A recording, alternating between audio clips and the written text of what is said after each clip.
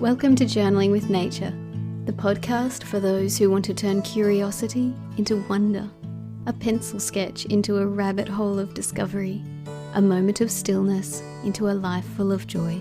I'm your host, Bethan Burton. Let's open the pages of our nature journals and explore this world together. Hello, this is episode 161. I can't even tell you how much joy it's bringing me to be sharing today's episode with you. I had the absolute pleasure of talking with artist and photographer Jo Hoffman. You might know Jo from her incredible project, Still, which started as a blog and has now been turned into the most exquisite book. Jo has been taking photographs of nature every day for more than 12 years, and what has resulted has been not just a collection of incredibly artistic photographs of the natural world. The project fundamentally transformed Jo's life and the life of her family. It started as a simple one-a-day project that was intended to last for 1 year, and 12 years later it has offered up so many profound insights and has become a way of life. It was amazing to talk to Jo about her photography project, but to know that everything that she experiences during this creative practice is the same as nature journaling, just with a different medium. You'll notice that during our conversation, our words are kind of tumbling over each other in the excitement of expressing this shared way of seeing the world. Let's listen.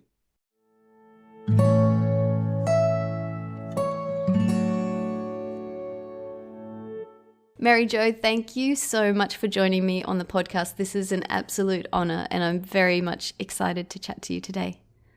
I'm thrilled to be here. I love Australians. I love talking to any Australian. Absolutely love it. And I'm absolutely thrilled to be here because I've been listening, catching up on all your past episodes, and I'm just enthralled with this community that you've created. I just think it's kind of magical what you've done. Thank you so much. Oh, this is going to be fun. So if you've listened to a few episodes, you'll know that I go back to the beginning because I really think early childhood experiences or childhood experiences of nature carry through and somehow imprint on us. And I know you've described your childhood as, you've used the word feral, which is totally a word that I relate to. That was me as well. And I want to hear about this feral childhood and the way that planted a seed for your love of nature now. Yeah. Yes. I just turned 60 the other day, and I've been doing this project we're going to talk about called Still for 12 and a half years now. And so really what it was a return to, in hindsight, it's obvious, but it was a return to my childhood love of nature, right? My dad's a first generation Romanian immigrant to America. They lived in, where immigrants land, and working class inner city of St. Paul. And, once they established themselves and got a little, financial freedom or whatever, they moved to the suburbs, like is so dream. common. Yeah. The dream. Yeah. and so this would have been, I was born in 64. So this would have been in the 60s, and they moved to the edge of urban development then. And so everything north of us or beyond us was undeveloped land. Now I'm in the Minneapolis, St. Paul metropolitan area. So it wasn't true wilderness, but it was undeveloped land. And not far, Minnesota's a great state in that you don't have to go too far out of the Twin Cities to get to true wilderness. But that was just, sort of undeveloped land. But we as kids ran wild in it, left the house at sunrise, came back at dinner time, gulped down dinner, and then went back outside until twilight. And, I just spent all day outside, and I loved it. And if I wasn't building forts in the woods, we were swimming or, trying to catch crickets or lightning bugs or whatever. And that's how I grew up. I was always outside, always. And then I went off to university and kind of forgot that part of me, right? Yeah, and what you studied at university was so different from what you're doing now. Maybe we can touch on that a little bit because it's super interesting. Yeah, it is interesting. It is interesting. I just find, life is funny. So I had a aptitude for mathematics, and don't know where it came from. No one else in the family. I don't know if they have it, but they don't know. If they do, they don't know. But I had an aptitude for math. It started to express itself, well, in like junior high when they start to separate the kids, into the advanced and whatever groups. And then became very apparent in high school when, I was not just had an aptitude, but I was very good at it. And so I had one high school teacher that said, hey, what are you going to study at university? And I picked my university to play soccer. I mean, I was not an academic student. And, I was a good student, but that wasn't my priority. No, I was building forts and playing soccer. And I said, I don't know. And he said, well, why don't you start in the College of Engineering, because it's a hard school to get into, but it's an easy one to transfer out of if you change your mind.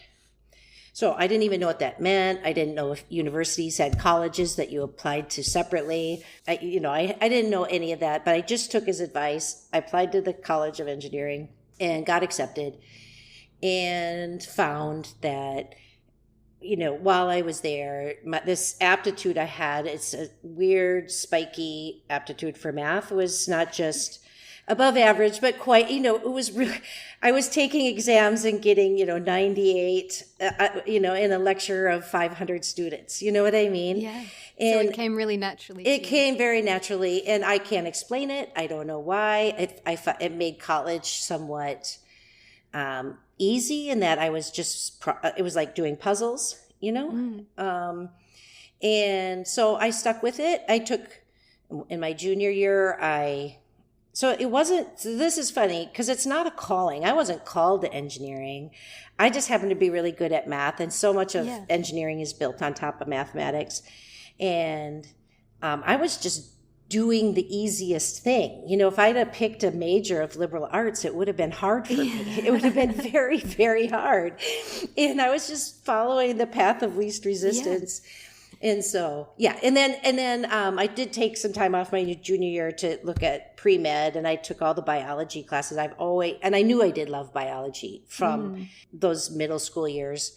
And I just realized I didn't like the memorization that goes with medicine. Yeah. I liked the problem solving that goes with engineering.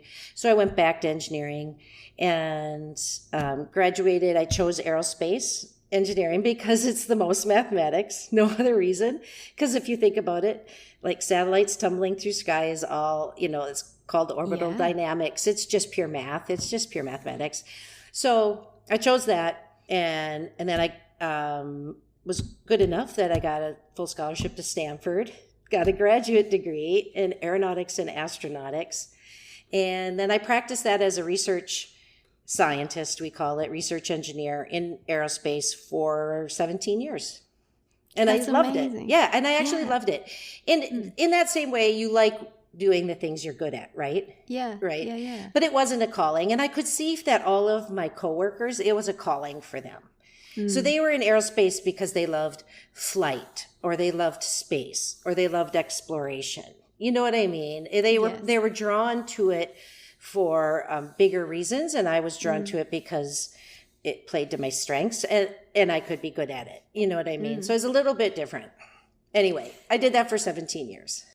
And then it was time to have a family, so you became a mum. And you were immersed in motherhood and all the things that go along with that. The dailiness, we're going to talk about dailiness, but motherhood is very much a daily thing, isn't it? You're just tackling all the things. Yes. I'd put off having kids because I was, I'd put myself through undergraduate. I had student loans. I got out and got a professional job. I was making professional income, and it was, my husband and I got married in our young 20s, very young by today's standards. And anyway, we were having fun. We were traveling around, having fun, and I was enjoying my job. Yeah. And increasingly, I had to travel with my job. I was, aerospace is an international business. And so there just wasn't time for thinking about family. And then, then I got into my, mid 30s, and it was like, okay, we got to make some decisions here. And, and then my beloved company got acquired, and I wasn't super fond. That's an understatement. I really didn't like the acquiring company. And so I thought, okay, this is, we're talking about starting a family, and I don't like this acquiring company, and this is a good time to quit and switch roles with my husband. And I'd been the primary income earner, and so we switched roles. And you're right. And then I was heads down with littles for 5-6 years, because I don't know how working moms do it. Honestly, hats off to all of you. I found it so tiring. Now, granted, I was in my late 30s. I think I had my son when I was 40.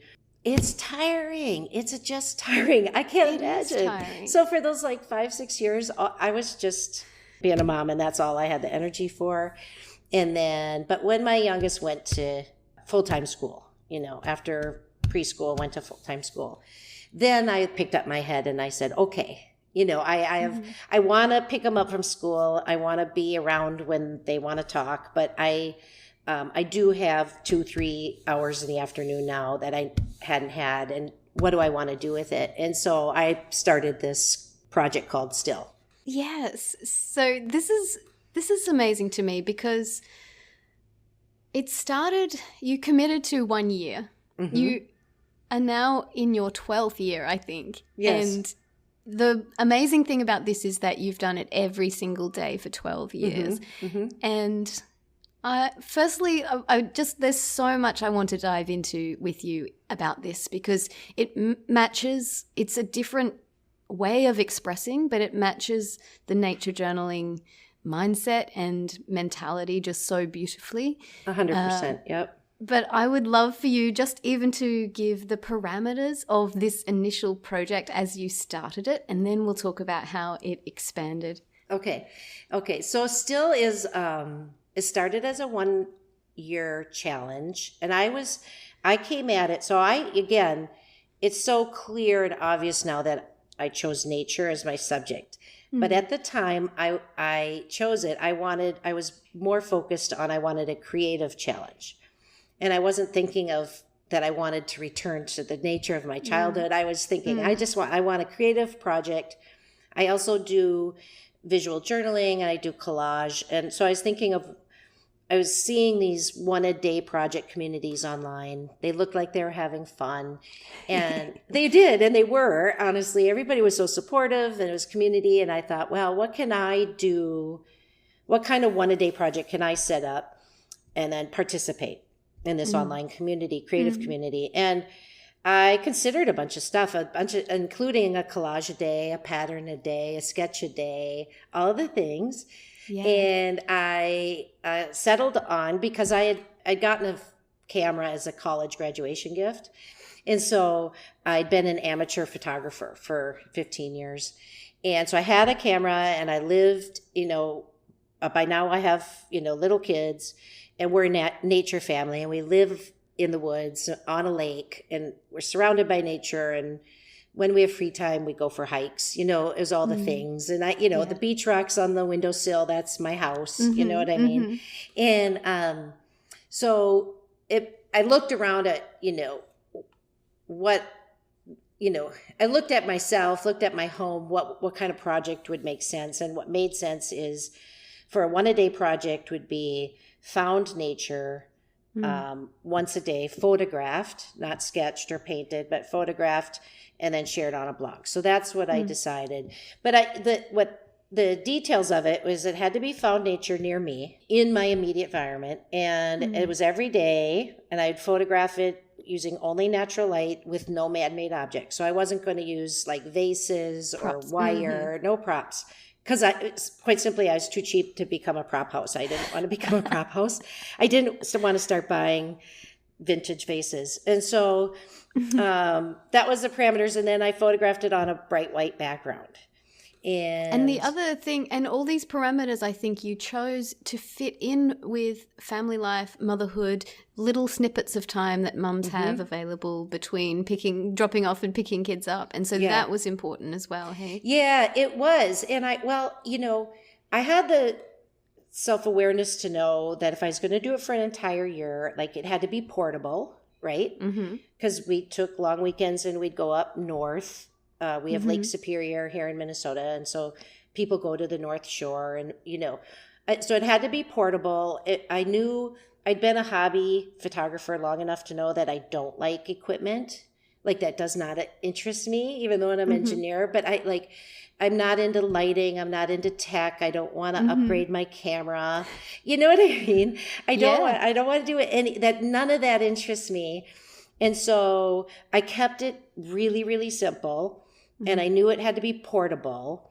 But the one thing that I did intuitively that I didn't anticipate, but is the reason why I'm still doing it today. And this is, we'll probably talk about the power of these one-a-day projects. And if anyone's considering one, this is important, is that the one thing I did intuit is that the little steps of getting it done every day could fit into the cracks of a normal life, right? So we had a family life that I didn't want to disrupt, right? I didn't want to go get a studio. That didn't interest me. I didn't want to excuse myself from family life for 4 hours a day because mom's going to the studio.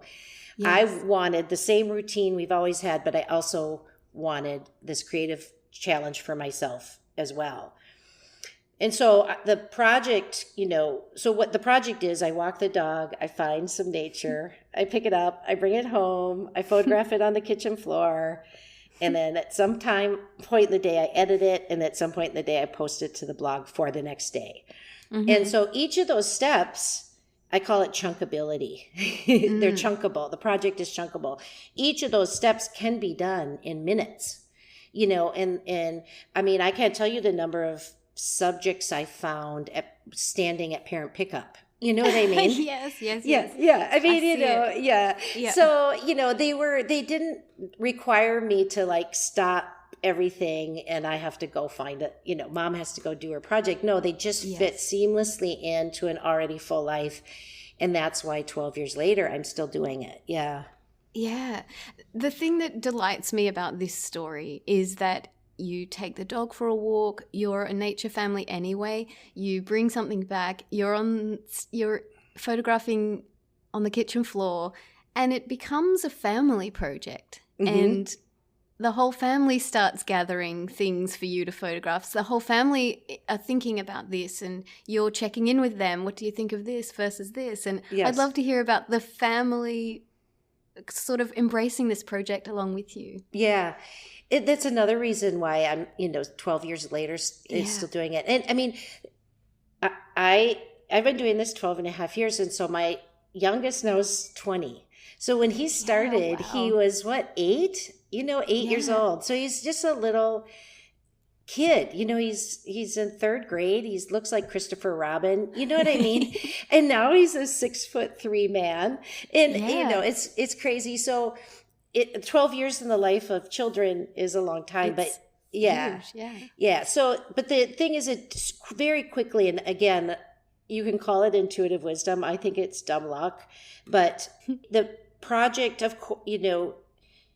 it's sort of course it became a family project because, the challenge of finding a new subject to photograph every day is essentially a treasure hunt, right? Yeah. It's kids love treasure hunts. Kids love it, right? And honestly, adults do too. I mean, that's what vintage shopping is. That's what flea markets are, right? Yeah, think about it. And so I just created this this daily treasure hunt, and they got it, and they got into it, and it was so obvious in hindsight. It wasn't, when I was picking, they wouldn't have gotten involved in a collage a day, probably. Yes. I mean, they probably would have sat with me at the table and done parallel play, but the idea of this sort of found nature became so central to the family because, everybody became a treasure hunter. Everybody delighted in bringing something home for mom to photograph. Everybody had an opinion on on how I photographed it, which was super fun, you know. Were there some weird things that you got delivered? I've been delivered one of those stinkhorn fungus, because people are in the same way know that I love drawing nature. And sometimes I come home and I've got a dead bee in a jar on my desk. Or one time I came in and someone had delivered a stinkhorn fungus and the whole room smelled horrible. Oh, that's awesome. I'd love to hear about the weird things that you've been delivered. Well, you know, it started with like my son. He was, you know, at 8 years old at the time. He biked to school. I just remember him coming down the driveway, and we have a gravel driveway, so it's bumpy. He's got his bike, and he's gingerly holding the handlebars, and I'm looking at him thinking, oh dear, you know, and he's got a dead mole that he's holding by the tail. He's pinched the tail, and he's holding it and trying to ride down the driveway. He goes, Mom, look what I found. I photographed it. It was the dead mole was this day's subject. If you've ever seen a mole, they're the weirdest little, they're weird. You know, kind of like your platypuses or something. So, amazing. You know, I've got lots and lots of dead animals. I get a lot of shoe boxes on the front step. I do. Mostly for people doing like construction where they're redoing a deck on their house, and you know the nest was there, the wasp nest or the bird's nest or the mud, like the starling, you know, or the swallow nest or whatever. I get those delivered on the front step often, but I get everything, and I actually love roadkill because it's interesting, isn't it?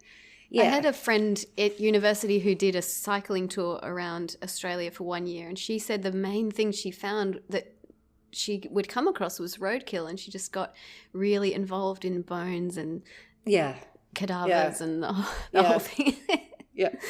I'd love to talk more about this dailiness because it's so relevant to nature journaling, and I really believe that the mindset of a nature journaler and the mindset that you cultivated during this past 12 years and continuing is the same sort of thing. But you talk about when you're immersed in the process, the more you found yourself in a state of creative noticing.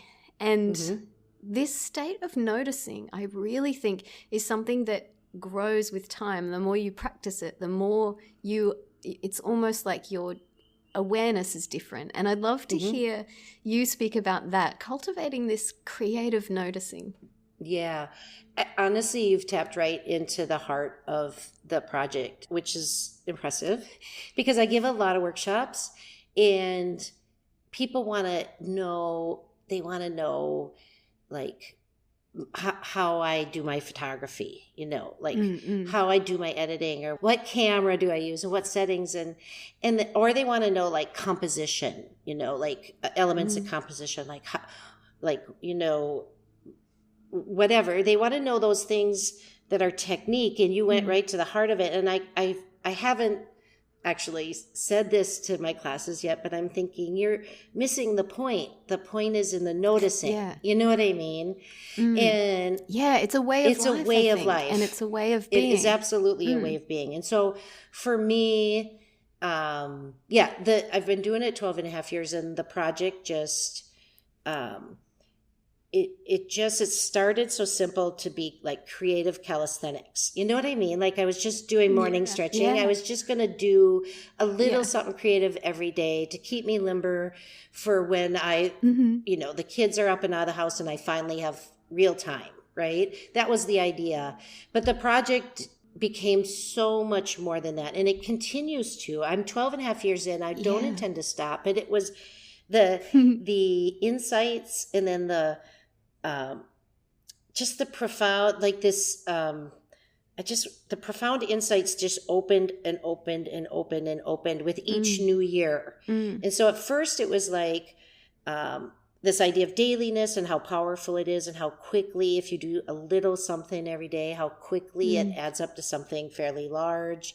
So like the first insight was dailiness. And then the second insight might have been like, oh, the process is so much more important than the product, right? The doing is more important. Like if you just commit to the process and doing something every day and then don't break that chain, the product will make itself. You know what I mean? Yes. Yeah. I love this. Do you know, I say this, I give workshops about nature journaling, and every single time there's a whole table of adults who bring their own creative anxieties to the process. And so many of them say, I can't draw.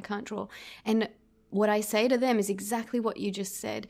We are learning to connect with nature. We are deepening our love of nature. We're deepening our connection. We're noticing, we're asking questions. We're bringing all this joyful curiosity to the process. And the more you do this, the better your outcome is going to be. And that's a lovely byproduct of it, but not... That's not the goal, right? It's the byproduct. That's just it. And so understanding that and you can hear that people kind of talk about that. Rick Rubin does and stuff. But you don't know it until you've done it. And you really you have to know, like you have to have done it to understand that the art, the drawing, the sketch, the photo is the byproduct. It's not why you're doing it. It's not it. And so that was after understanding the power of dailiness, then I understood the power of process and committing to the process and not to the product. And then, but then I got, I don't know how much, if you've had a chance to read the whole book, but I have. Good. So, and then I got, I'm 3, 4, 5 years into the project, and suddenly I've photographed all the obvious things in my natural environment, right? And at one point probably year 2 or 3, I had to say, okay, am I going to go broader or am I going to go deeper? Right. Yes. And I'm in the Midwest of North America. And, it would be tempting to say, oh, I'll just go spend some time on a beach and I'll do kelp. I'll just photograph kelp or I'll go to the desert and I'll photograph cactus spines. But instead, I decided, no, I'm just going to go deeper and deeper into all those photos in that book, in the book you've seen, except for the section that's in France. Because at some point we spend some time in France. But all those photos are the same 5 trails around my house where I walk the dog. I mean, it couldn't be more local, right? These are all trails within 3 miles of my house. And there's only 5 trails that I switch up on. Yeah. So it's super hyper local.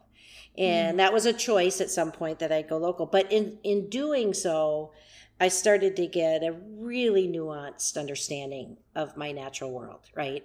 And which is exactly what your nature journaling is, right? Yeah, 100%. And this is it. This is I'm just like overexcited about this conversation. It's 100% different.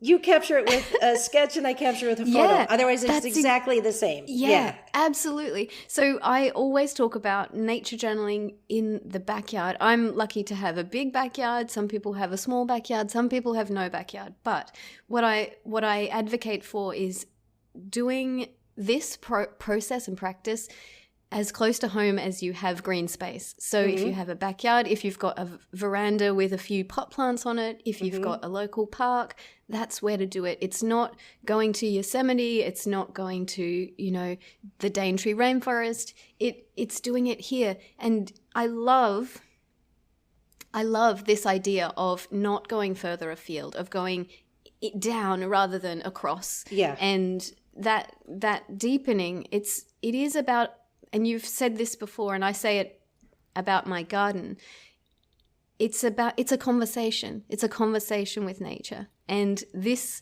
deep noticing, this asking questions and wondering and paying attention and listening, nature starts to answer. And nature and you as the artist or as the nature journaler for the listener, you get to participate in this conversation, and it's profound. It's a profound thing. It's so profound. It's so profound. And I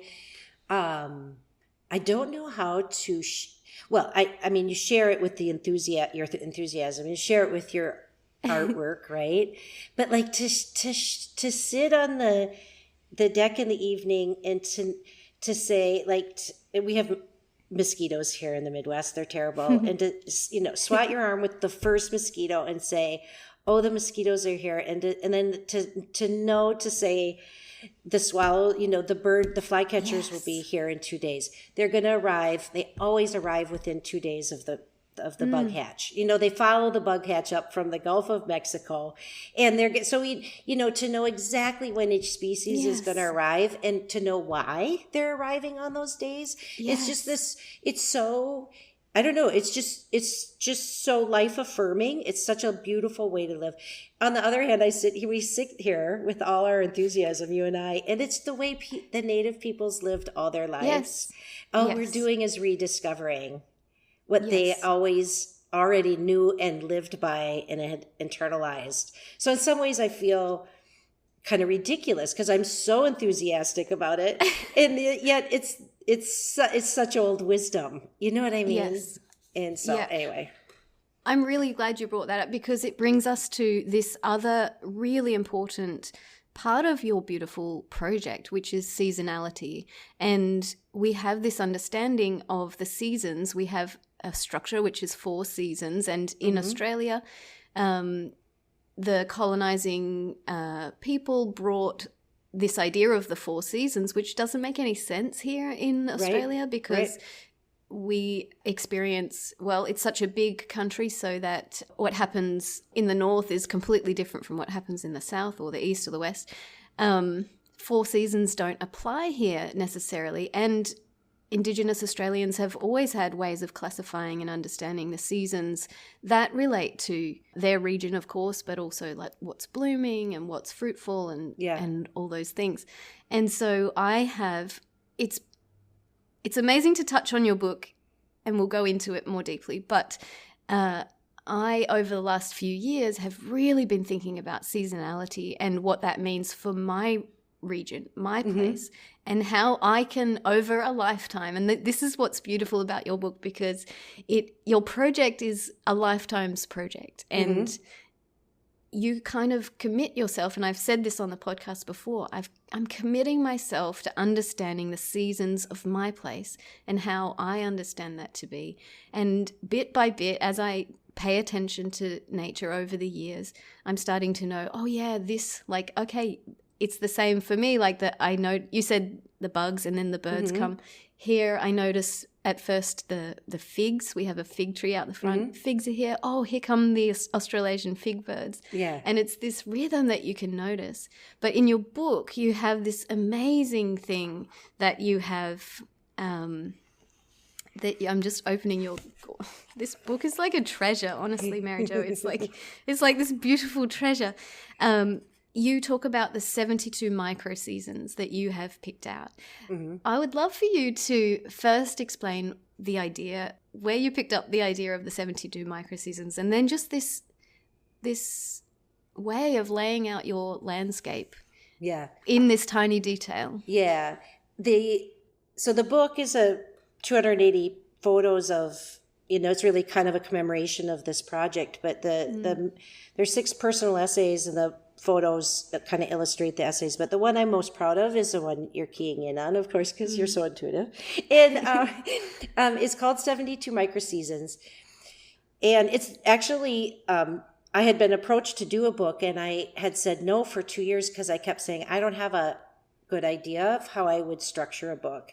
And then I discovered the 72 Microseasons, and I was like, well, all sorts of angel choirs went off when I discovered it. I'll explain why. So I was reading a design book by Kenya Hara, Japanese designer, super obscure. And the only reason I was reading it is a little book called White, and I photograph on white. And white, I chose white on purpose because white is important to me. And so I picked up this little design book called White, and I'm reading it, and he makes reference to this is one paragraph. It's not the purpose of the book. It was just him talking about Japanese culture.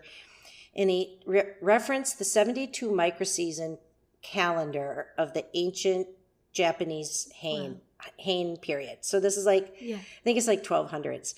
So, or 1200 years ago. So it's I equate it, it's the high culture period of Japan. It's like the European Renaissance, where all sorts of art and culture was... Japanese art and culture is traced back to.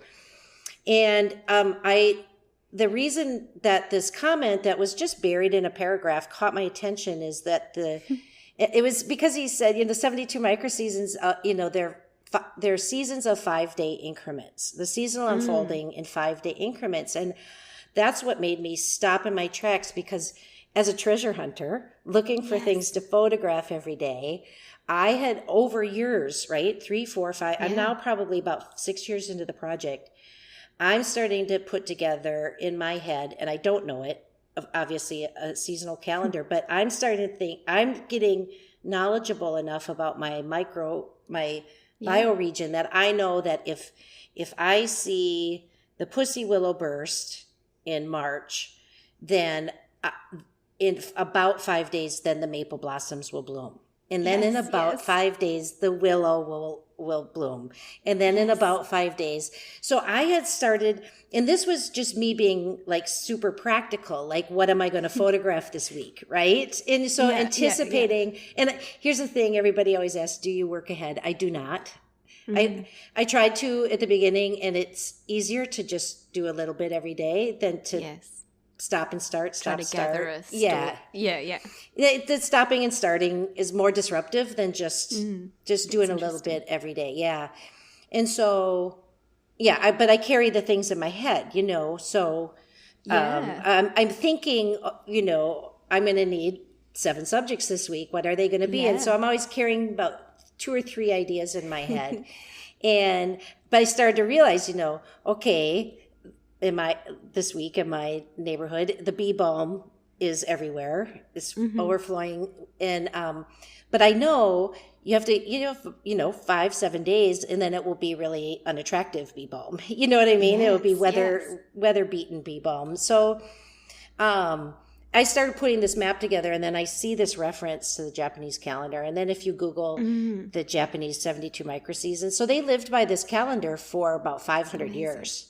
Yeah. And it was the calendar of sort of high culture. So if you were considered well educated, if you knew the 72 microseasons. And I don't know if you're a foodie at all, but there's a food trend of the Japanese kaiseki. Have you heard about kaiseki restaurants? Anyways, it's the same. It's 72 microseasons in food with food. So the Japanese actually took it even further, and you should not only know that this is the microseason for persimmon blossoms, but you should also eat this fish. And that's like seasonal eating too, like the minutia. In the beautiful way the Japanese do. Yeah. They took it to the nth degree, and it's absolutely beautiful. And not only that, if you read their unfolding of their seasons, it reads like poetry. It reads like haiku.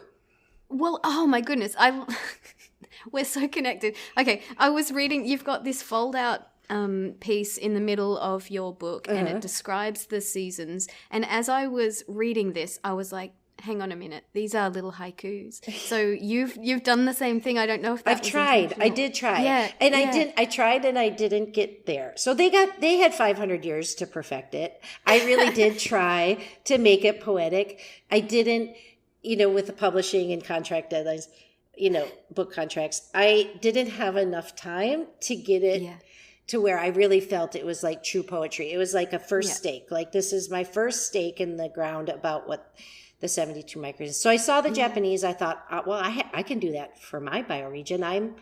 I know what they are. And besides, I have 12 years of photographs, right? I can just look at what happened every 5-day increment for the last 12 years, and I can map out my bioregion. And so when I discovered and then when I put that together, I looked at my photos and I thought, would this make a beautiful book? And I looked at it and I said, yes. Now, okay, publisher, now I will publish a book. Yeah, I didn't want to do it until I had a concept. So yes. What I love about this, so you are a creative noticer. You have a noticing mindset, and you were reading this thing, and from just maybe not a throwaway line, but something that others would have skimmed over, you've gone, yep, that's it. You've noticed that about the 72 microseasons, and then you've gone, okay, and then it opened out into this beautiful blossom, which became the book. Yes. I love that you noticed that, because it's taking the mindset that you already were cultivating and going, oh yeah, I pick out this beautiful tidbit that others would have not noticed. Yeah, it is. I love, that's so beautiful the way you said that. And I've never because I don't remember anything else from that book, that little book, except, oh, I do. That, he had some beautiful references to like white being like the void of a Shinto shrine, like the empty space in the Shinto shrine. He had some nice ideas I do remember. But anyways, that one, yes, I took it and nobody else would have. It wasn't even 72 microseasons, which is the idea of microseasons is beautiful. It's when he said 5-day increments, and I went, oh my gosh. And then, of course, if you look at Japan, here where I'm located in North America, where I'm at the 45th parallel, and Japan is at the 45th parallel latitude. Yeah. So they have high seasonality like we do. You know what I mean? We actually do have 72 microseasons. I mean, there's part of Australia where it's so hot and dry, it would be really hard to come up with 72 unique microseasons. Do you think it's interesting you say that, because we have an evergreen landscape here. We're in the subtropics, and because I've been thinking so much about seasonality, and I talk to different people in different parts of the world. I spoke with a nature journaler in Malaysia who said we've got 2 seasons, but within that, and so I'm still figuring out the seasons here, and I have committed, as I said, to a lifetime of studying that. But it is just. It's not that things don't change, even though the trees are always green. It's not that things don't change. It's that you just have to look more closely. And that's exactly a beautiful challenge in itself. It's exactly right. Because I went to graduate school in California, and my first, time there I lost track of time because there was no seasonal markers. Right? Yeah. Because where I'm from, there's the seasonal markers hit you over the head. There's either, a foot and a half of snow on the ground, or there's, orange and red flaming trees in fall, or the summer is so green you can't even breathe, or you know what I mean. So the seasons are so obvious and not subtle. There's we've lost all nuance and subtlety for seasonality. And so you go to some place like California, which is a lot like Australia, and I literally lost track of time because there's nothing to mark it against. But then, of course, as you settle in, you start to realize, oh, no. There's a lot going on. And all the trees are still going through the same cycles. They're just doing it so much more quietly. So I've actually... and of course, California, like Australia, is enormous, and it's really like two, Northern Cal and Southern Cal are like two whole different countries. But I've been trying to encourage a naturalist down in Southern California to do the 72 microseasons of Southern California, because I think it would be fascinating, just because of how subtle the seasons are there, and I just would be curious what it looked like, what he came up with. I'm really interested about this idea of the 5 days, because I've done this thing where I'm a parent as well, and I try to fit my nature journaling and my work for journaling with nature in amongst all the commitments that I have. And I often see something blossoming outside or something changing, and I think, yes, I need to document that. I'll do it tomorrow, or I'll do it tomorrow. I'll do it tomorrow.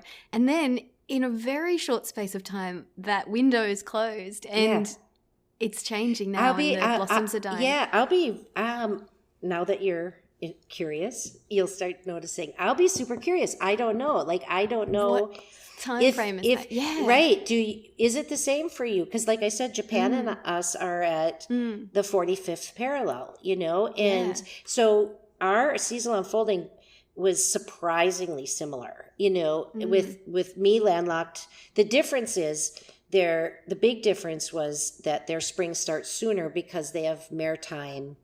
I'm landlocked, I'm continental. Yeah. And so we have extreme weathers, and because they have the ocean to sort of dampen seasonal effects, they have, anyways, they don't have the extreme cold winter. They get snow, as we know, Japan gets snow, but it's not quite as frozen solid as it is here. So they get as earlier spring, but otherwise we're at the same latitude, and I guess I'm super curious.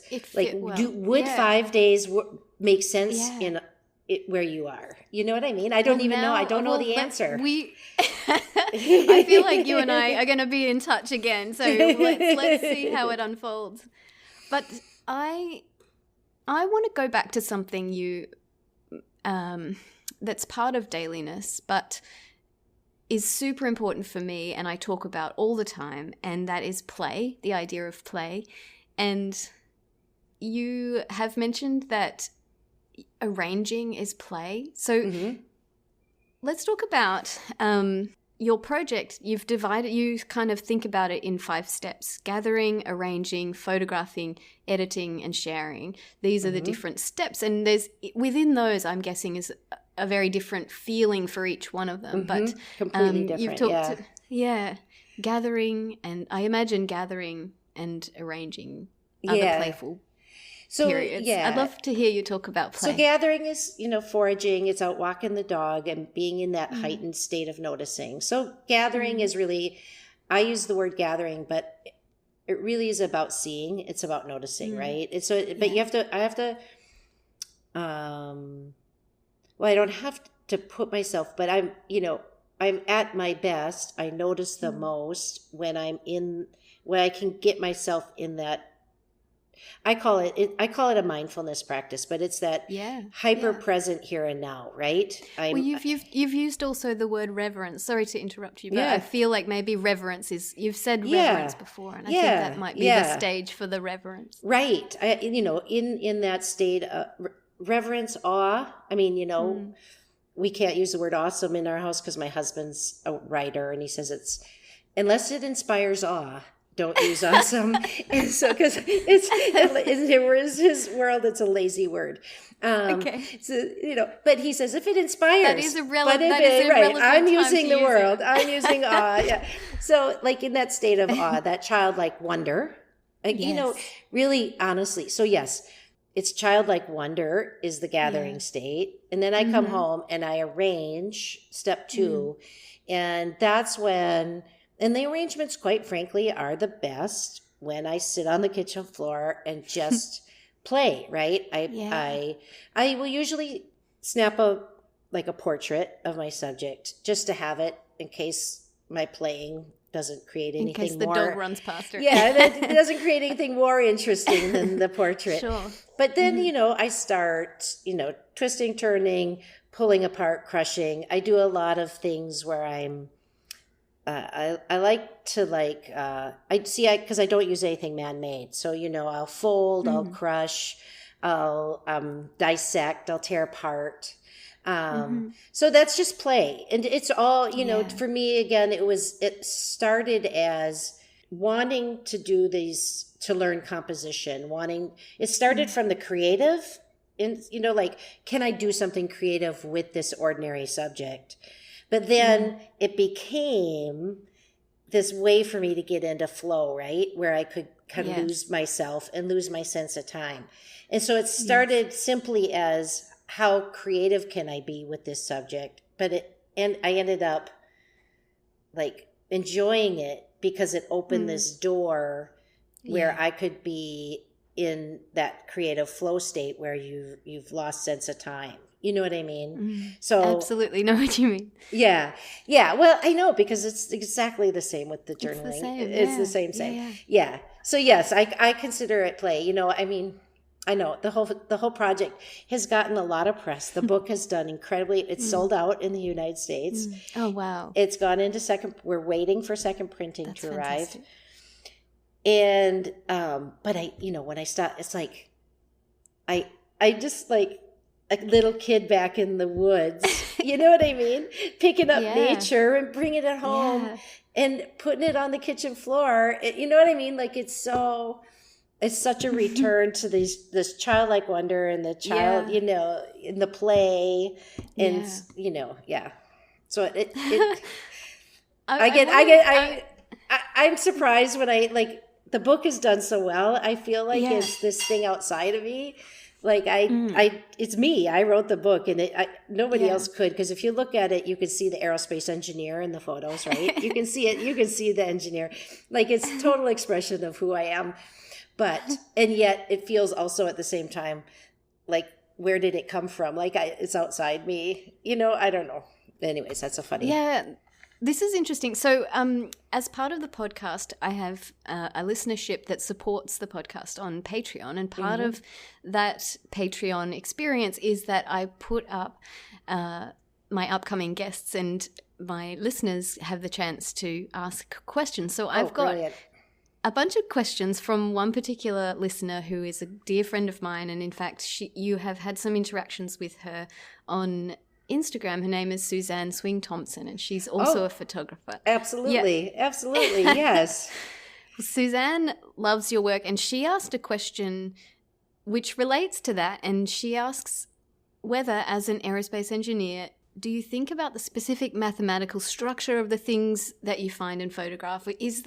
In what ways does your engineering and the mathematics come into the still blog? Yeah, I think if you looked at, anybody looked at the book and knew I was an engineer would see, I think I use grids. I use simple geometries. I love patterns and repetition, like tessellations, but it comes not just in how my compositions, my simple geometries or patterns. And, if a line is straight, I want it to be actually straight. But if it's organic, I want it to be like sinuous, like a sine wave. You know what I mean? So it comes in the composing, but mostly it comes in that noticing, because what I notice, when I'm out walking and it's high summer here in the Midwest. It's, we're in one of the most fertile places in all the world here in the Midwest. It's like, just it's the fertility, the fecundity of this place is overwhelming. Like there's so much life right now, and it can be overwhelming. So what am I going to pick to photograph for that one day? Could be like decision fatigue, right? And so what do I pick? I end up picking, 100 people would pick 100 different subjects, and I end up picking the ones that that bring me awe, and the ones that bring me awe tend to have sort of mathematical underpinnings, right? Yes. So I just did Queen Anne's lace. I love it. It's wild carrot. I don't know if you guys call it Queen Anne's lace there. Yes, I'm sure you have it. Yeah. I love it. Well, it's a fractal. Each of those umbles, each of those repeats and repeats and repeats. That's why that delicate lacy structure, and it's a fractal. And, we all know that about the golden ratio and how it's everywhere. It's in sunflower seeds, and it's in nautilus shells. It's in our galaxy. It's everywhere in nature. And so, at the end of the day, there's just a handful of like mathematical principles that just keep expressing in nature. Yeah. So that's what I noticed. I love finding found feathers. I love it. And I've photographed so many feathers, but I am in awe of their like engineering precision. Like, you know what I mean? It's just phenomenal to me. Yes. That each feather is like aerodynamically perfect. Yes. It's perfect. And if you compare an owl feather to like a hawk feather, because the owls have to be completely silent in the night. And so they're engineered differently. They're totally different, because the air has to spill off their wings silently, whereas a hawk has to go for precision. They're like, it's like a fighter jet versus like whatever, I don't know, a blimp or something. So, I just get excited about that. And so when I'm out noticing, gathering, step one of my day, that's where the engineer comes out. Because that's of the 100 things I could have chosen that day, I'm going to go for the one that I find most fascinating, and it's going to probably be because of some kind of engineering or mathematics. That's not like, I don't, it's not front of mind. Makes total sense. It's not front of mind, but because every night when I post before bed for the next day, I write a few sentences about like sort of why I picked what I picked. And, I always end up explaining, the mathematics of why I picked that. Yeah. This makes me, it brings me onto something that I wanted to chat to you about, because some of the photos are very precise. All of them are on, well, you had a black background period of 1 year, but all the rest of them are on white, and they're very precise, very beautiful, very clean. And sometimes you said that sometimes you want to get away from that and you do something called the hip bump. Yes. And tell me about the hip bump. This is so cool. Yeah, so I make, it's called flat, so I'm either photographing my subjects in what's called a flat lay. So you lay it flat and photograph from above. Or I'm usually photographing in sort of profile, like they call a hero shot, But when I'm doing a flat lay, and usually that's like a collection of seed pods or a collection of pine cones, or I do a lot of collections in colors. So, a whole collection of like ochre colored things, or I also do a lot of gradients. I really like color gradients a lot. And so a collection of things that are arrayed in a way that shows a gradient of color. And so when I do those, I make my composition on the kitchen floor, and I, make my gradient of color, and I'll take a photo. It's captured. And then I learned this trick from a photographer that worked for Martha Stewart Living. So do you want me to tell the story? I don't remember if I tell it in the book. So he came to my house because my project was getting featured in Martha Stewart magazine, and he was hanging around for the day taking photos. And he told me so he photographed for the magazine, and so he did a lot of standing around to take photos for the magazine. So like tablescapes, the Thanksgiving Day table and all that kind of stuff. And the stylists would spend their day fussing, getting the right tableware and the candles and the flowers and the whole thing and the pumpkins and all the stuff you need. And then they would call in the creative director when they were done, and the creative director would walk around the table, look at the table, at the thing the stylists had done, and then he would intentionally bump the table with his hip and say, "Okay, now we're ready." Yes. And so he called it the hip bump. And John was telling me that story. And ever since, now when I make my tightly gridded color gradient compositions, I'll capture that. And then I'll do a hip bump intentionally and then re-photograph it. And see the difference. See which one I like better. And honestly, it's about 50-50 for me. The interesting thing, and I really do like spills and stuff too, but I like there to be a little intentionality, a little order I call it a little order in the chaos. That is what I really like. But when I put those things on the internet, I a few years ago, I started putting both images on Instagram, and I would just say to people, "What do you like, one or two?"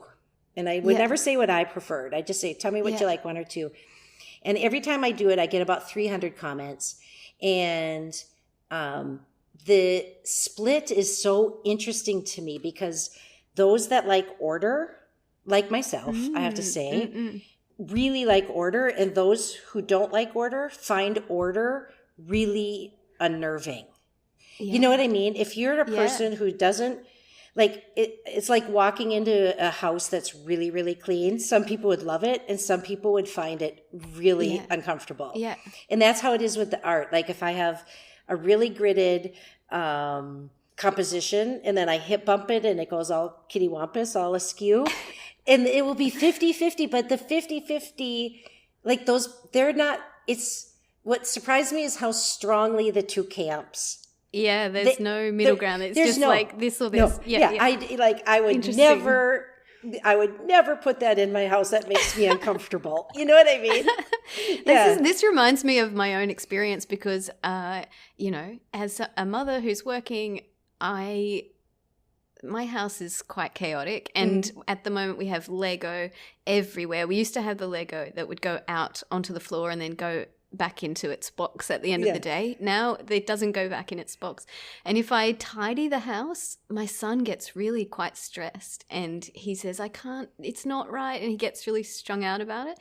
And it also reminds me of a friend whose kids went to play at a home of another friend whose house was exceptionally tidy, and she said her daughter whispered to her, how do you play? Because she didn't know how to play in a tidy house. And so I understand this feeling. So it's like, you either that or that. And it seems to be kind of 50-50, right? And so it's like your son is just one. You know what I mean? There's right. It's no right or wrong. It just is. And there's just as many people who want the tidy order, and there's just as many people who don't want it at all. And,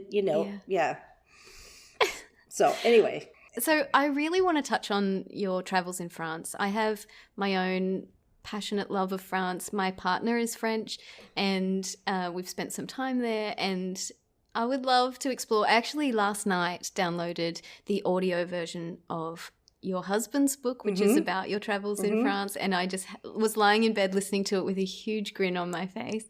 But I would love to hear about that experience because you sort of you pick up your still blog practice and you take it to France when you go there, and then there's this whole experience of like being a tourist, but also not being a tourist, sort of being considered at first a tourist, and then immersing yourself in this little village, the village life, and then the French community starting to get involved and bring you things. And I just want to hear a little bit about that story. Matter of fact, my husband, when we were in our 40s, our kids had gone to French immersion school, which here is a public school.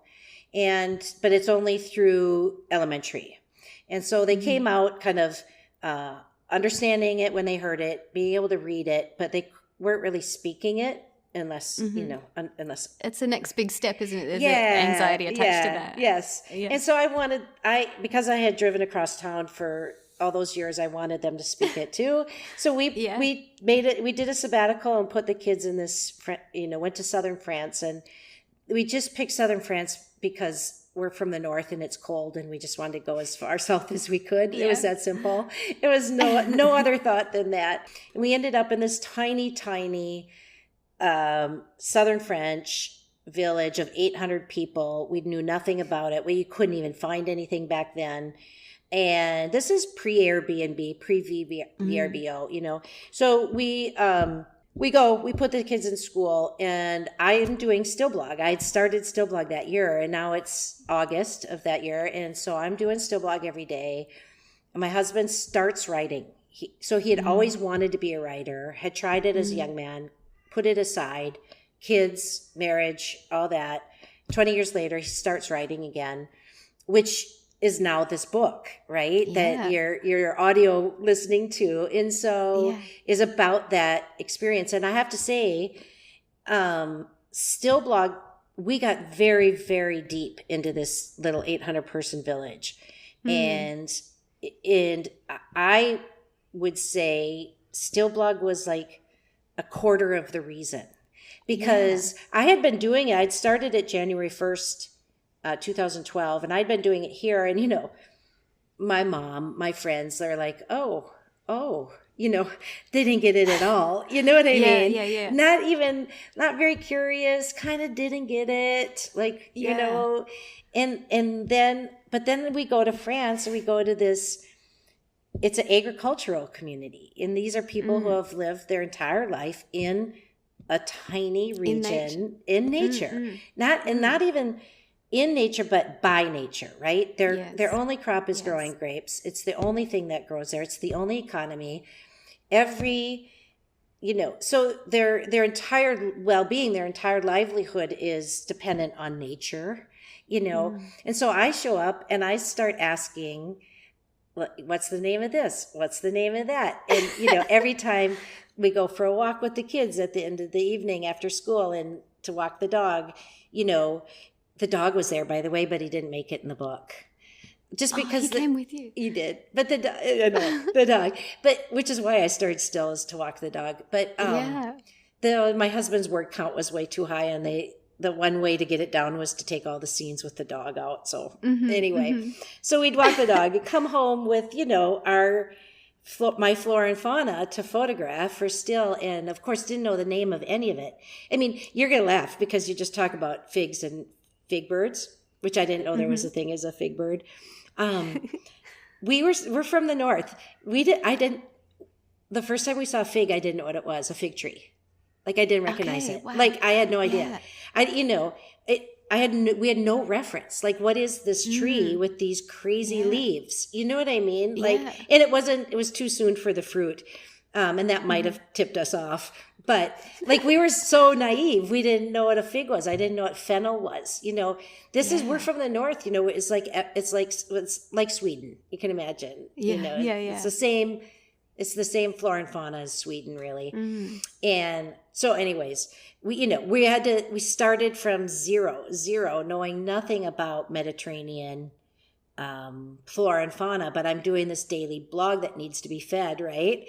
And so yes, and but the thing was how fast they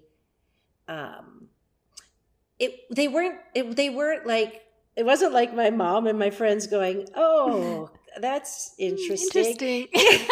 It was like, of course you'd be curious about. It made sense. It made sense to them. Of course you'd be interested in what grows here, because that isn't that how the rest of the world lives? You know what I mean? They're still living kind of like we were saying early by that indigenous knowledge, right? By the seasons. By the seasons, by the land. And so they got it, but it also opened this door of, oh, you're not just typical visitors. You're like us, right? You're like us. Yeah. And so it opened doors, and it really did. And I got more shoeboxes on my front step in France than I do back here, for sure. Because it wasn't even, it was what we talked about earlier about sharing enthusiasm. They just want to make sure I didn't miss something.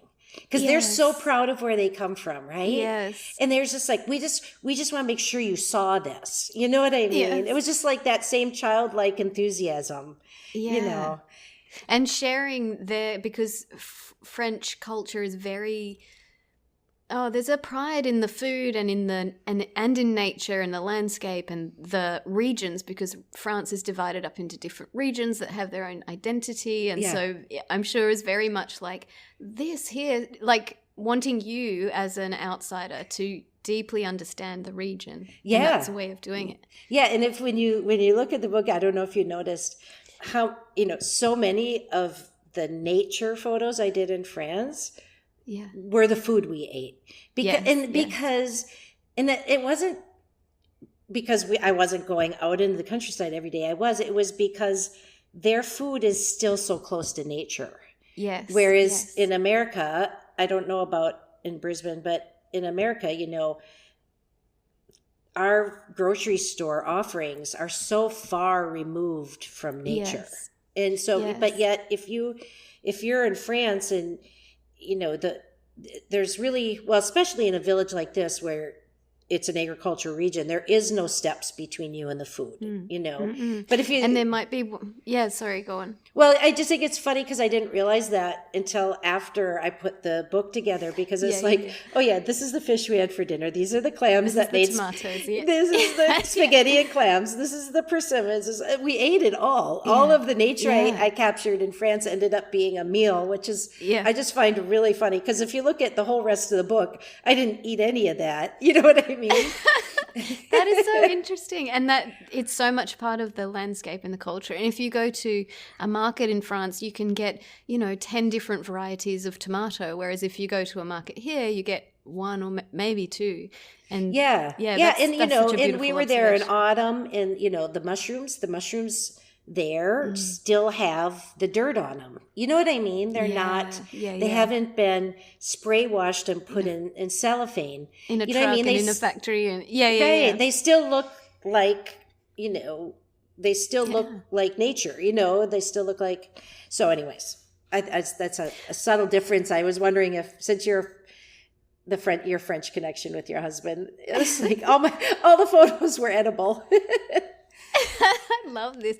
So related to this, and also related to you picking out, you pick, like we said before, you just because of your noticing mindset, picked out that tidbit about the 72 microseasons. You also you went to an art gallery and picked out this beautiful phrase, une œuvre d'art totale, which is a total work of art. And this is all about how your project reached a point where there wasn't life and your project, there was your life project. They were melded, that your project became, art making is a way of life and art making is your life. And I would love to hear you talk about the concept of how still has become une œuvre d'art totale for you, and maybe even the story of that phrase and how that came out and became something important. Yeah, this is so, because this is like the current thought that's filling my mind, So my husband and I end most evenings with a glass of wine on the deck or by the fire. We have 6 months of cold here and 6 months of heat here in Minnesota. So, and we chat and we talk. And we had been, I'm 60 this year. We're on the brink of retirement, even though that's not a word that's interesting to me, but you know what I mean? Going into that next phase where you're not raising kids, right? My son is 20, the youngest is 20. Pretty soon we won't, be actively raising kids. And so it's that next phase of life. And we talk a lot about it. And so anyways, we were, he had started writing. He just came out with a book. So obviously that writing career took off. I had done still. It got early press, and I just came out with a book. So these creative hobbies turned into creative careers that will then carry into the next phase of our life. But the question is, we're in that phase where when you're in those messy middle years with kids and careers, it's really hard to think creatively about your life, right? Really about anything else, honestly, for me. But we're starting to get some margin again in our life, and so what is it going to look like, right? What's important to us?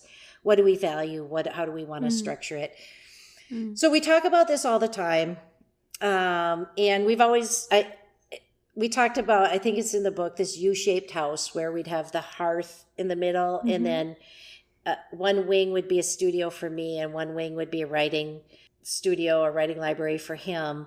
And then, it'd be a hearth in the middle that we gathered in the evening, or a terrace in the U where we could be outside in the nice weather. So that was the ideal for us. And what we realized is we never did build that U-shaped house, but we have a rectangular, what we call rambler or ranch house. It's rectangular, but we did create that life, where he's writing most days. I'm making my art most days, and we gather in the evening, and then we talk about what we created.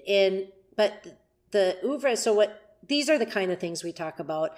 And then we're in Paris visiting our daughter who's doing a study abroad, and she brings us to the Brancusi Museum, which is a little recreation of his studio. He's a sculptor, and it's in the Centre Pompidou in the plaza outside. It takes all of 20 minutes to walk around it. It's plexiglassed off. It's a wonderful little museum to visit.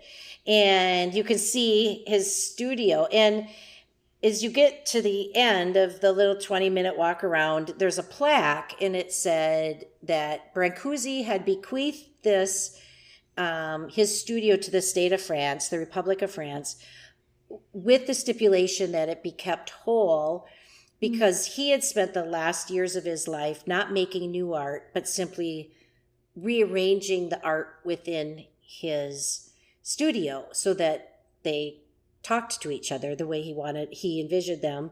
And so in that way, the plaque said, in that way, he had created an œuvre d'art total, a total work of art, which was art, an artistic expression of space made up with other pieces of art. So anyways, the œuvre d'art total, for whatever reason, just like 72, like 5-day increments. Yeah, you've taken this yes, out and it's ignited something in you. It did. It just, my husband and I just turned to each other because we had been swarming these ideas of what's the next phase of life and what's important and what do we want it to look like. And then life as a total work of art just captured our imagination.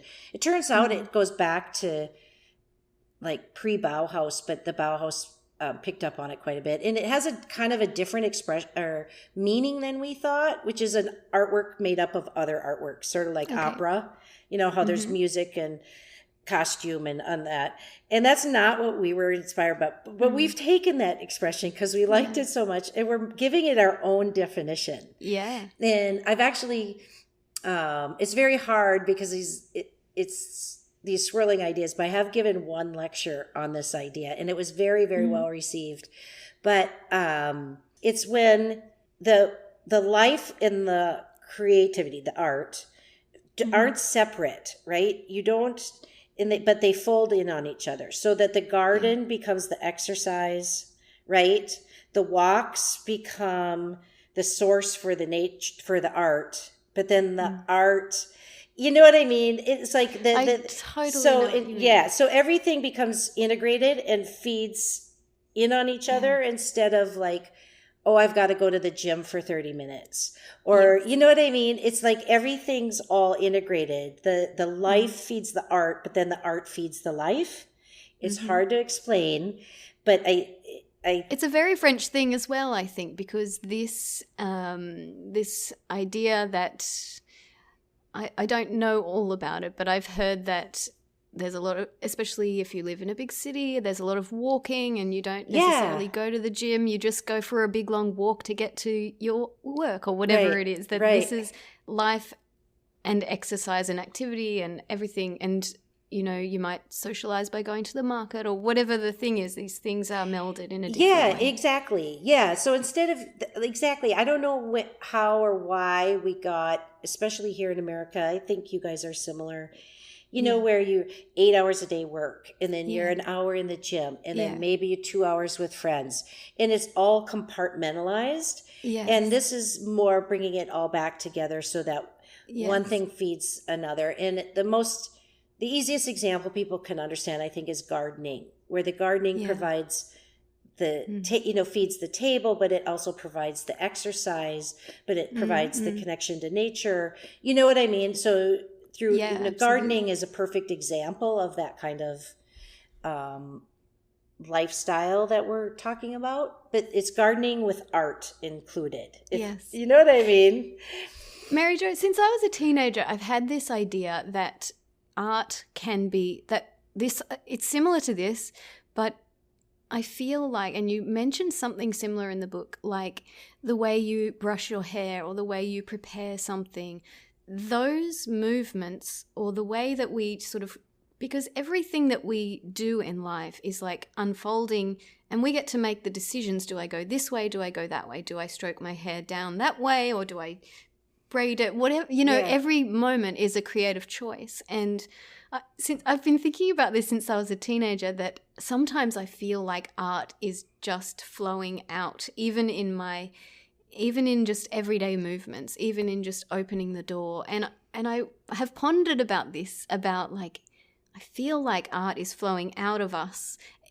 And I wonder what it is. And I've come to think that it is about presence, about when you're present with those moments, when you're present with the actual turning of the door handle, when you're present with the taking the step outdoors or whatever it is, when you're present with every chop of the knife when you're preparing dinner, that is when it feels like art is happening. That's when art, when life feels like art. I'm not sure if that Oh my God, that's absolutely beautiful and I couldn't agree more.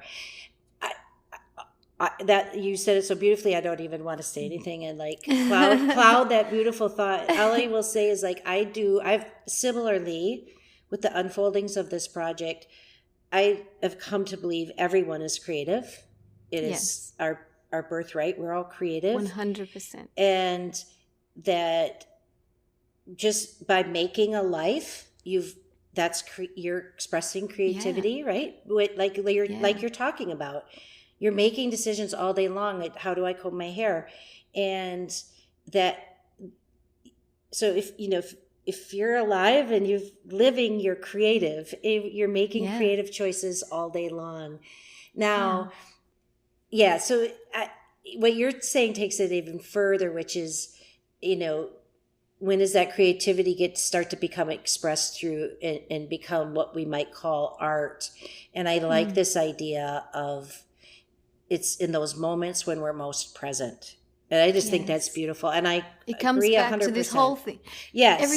Everything that we've been talking about, still blog, but just creative noticing and being with nature in this way, being with your world. I'd love to, I honestly could just talk to you forever, but I feel like we should round this out. But I would love to talk about the state of being in love with the world. And you've talked about the landscape or this intimate relationship with the landscape becoming like a long marriage, that you get to notice the details, that you get the good and the bad of a landscape, that you fall in love with a landscape. And we talk about this a lot with nature journaling, that the process of noticing, of being, and we have this phrase that one of the nature journal educators in the US sort of put out there, which is his name is John Muir-Laws, and he talks about paying sustained compassionate attention. And Simone Weil talked about attention and attention being love, and this idea of sustained compassionate attention to a landscape or a little stone or a pebble or a leaf that's decaying, whatever it is, sustained compassionate attention over time to those things in nature build a sense of love. And I would love to hear you talk about coming to love the landscape around you, both in Minnesota and in France, through this process. Yeah, I agree with those wise people that you quoted. I think to pay attention, I think to pay attention is to honor. Yes. And by paying attention, we fall in love. And so if you think about it, when you fell in love with your husband, I mean, think about the amount of attention you paid to, you know what I mean? Every little bit about him, you were just in this heightened state of attentiveness, right? So it's no different than the heightened state of attentiveness you have when you're sketching a seed pod, or I am when I'm out trying to find today's subject. So I do think attention and love, this compassionate attention, I've really said, I feel very strongly that we can truly fall in love with whatever we pay attention to. And I really, I'm toying with this because America's so fractured right now, and we're in such a tough, it's a tough period for America. And I'm trying to see if I can use this heightened state of, I love compassionate attention as a way to sort of see the other side. I don't know. I haven't applied that yet, but I think there's something there. But we fall in love with like a partner, and then we pay, sickening attention to them, right? But it goes the other way. If you were to pay sickening attention to something, you will fall in love with it, even if it's somebody on the other side of the political spectrum. You know what I mean? So I truly, truly believe that. And I live where I grew up. My mom lives in the same house I grew up in. She's 3 miles away.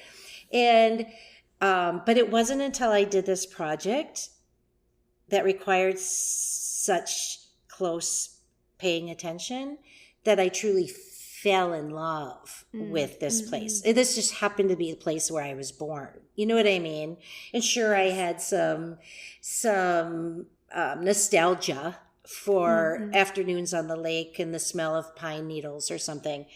But it was when I started this project and this paying attention in this very specific and intentional way that I truly, truly fell in love with it. And, again, back to this awe, I just can't even put words in it. It's awe.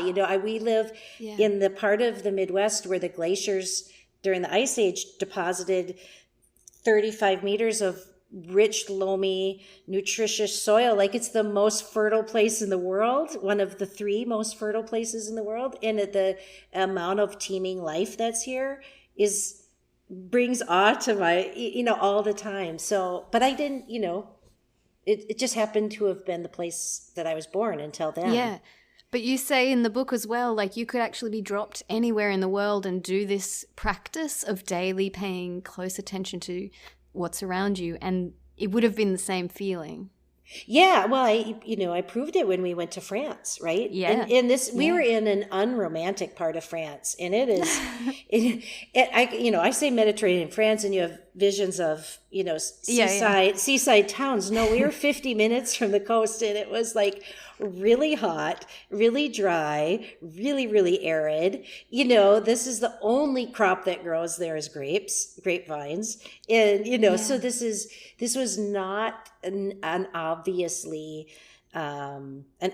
landscape that you would fall in love with. And, we didn't just fall in love, we fell head over heels in love with it. You know what I mean? So much so that my husband had to spend the next 8 years writing a book about it. What was it like having your books come out at the same time? That must be an amazing family adventure. Yeah, that was coincidence, because my publisher is Phaidon and his is Penguin Random House. They don't talk to each other. He had a contract for about 4 or 5 years. I had a book contract for about 2. So they just, the calendars just lined up, and we had no say, and it was exactly 2 months apart. And at first I thought, that's going to be a little awkward in, maybe comparisons or whatever, but it turned out to be brilliant. We're doing tons of joint events. People are interested in it's a linked story. Yeah, it's a story. 2 people midlife turn creative hobbies into, creative careers and publish books in the same time. It's a good story, and people are liking it. So it's turned out to be really fun. But at first I was also thinking about it, it's like, it's so interesting because, like you said, the white, the precision, all that stuff about still blog is you, and Steve's expression is writing, and his beautiful prose and ways of expressing it, and all the bringing out all the dialogue and all that stuff. That's his way of expressing it. But especially in the French section of your book, I mean, it's exactly the same thing. It's the same experience expressed 2 ways, expressed through that each person's creative way. Yeah, which is a beautiful thing. It's really great, and you're exactly right. So and so people that are very much either know me and my work or know Steve and his work, because he's a well-known food writer here in North America. They end up finding their way to each other because they want more of the story, right? And it's you're exactly right. It's 2 ways to express the same experience. Yes. Yeah. Mary Jo, I just feel so like this bubbling sense of joy and energy, and like I loved this conversation, and I'm just really grateful to have had the chance to chat to you. Thank you for being here on the podcast. It's absolutely my thrill, and I loved it. More than you did. I think this was absolutely fabulous. It really was.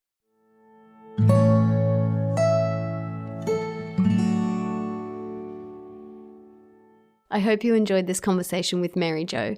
I don't even really know how to wrap up this conversation. Honestly, I smiled for hours after we recorded it, and I smiled all the way through revisiting it while I was editing.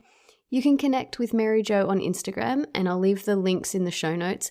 But I really recommend looking up Stillblog, the website, for an even deeper experience of the work. This is where it all started. And of course, if you can get your hands on this book, you need to do it.